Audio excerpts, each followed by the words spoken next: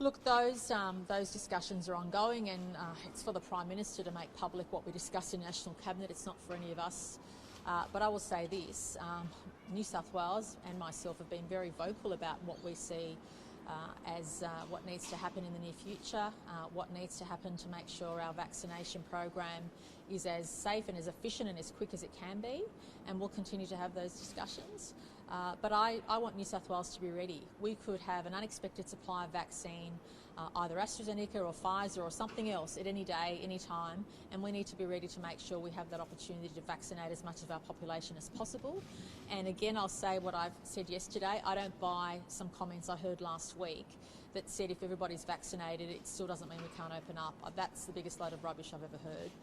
The vaccination program will change our lives. The vaccination program will allow us to live with COVID in a better way, and that's why I'm really keen to make sure that all Australians, especially those in New South Wales, have access to a safe vaccine as soon as possible, and I'm certainly looking forward to reiterating my commitment as the Premier of the largest state to support the Commonwealth in distributing the vaccine. Can I stress my gratitude to the GP network?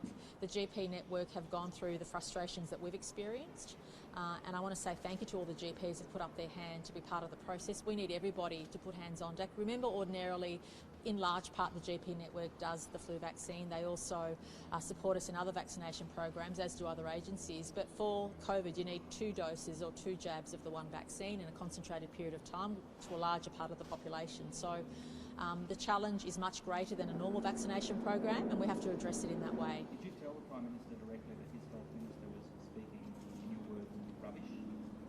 That's a private matter for me. But Premier, about the Shenhua mining licence, can you confirm that your government's buying it back? Can you outline the reasons for? I can't really.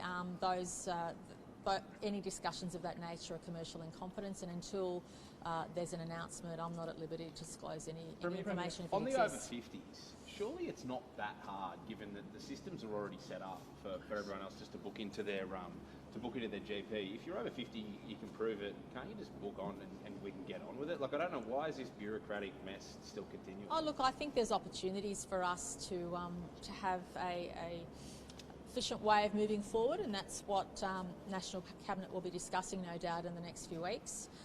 And I'm hopeful that there'll be positive discussions and that there'll be an efficient way to move forward. But we should acknowledge that there are supplies of both vaccines still available in Australia. There are still supplies coming in, and we need to make use of those supplies.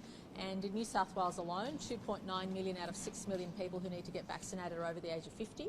So if you look at all the people 50 and over, it's 2.9 million citizens in New South Wales alone. That's still a lot of people to get vaccinated. We've only done, well, through the New South Wales Health Network, we've done 200,000, and the GP network has obviously done a considerable amount as well.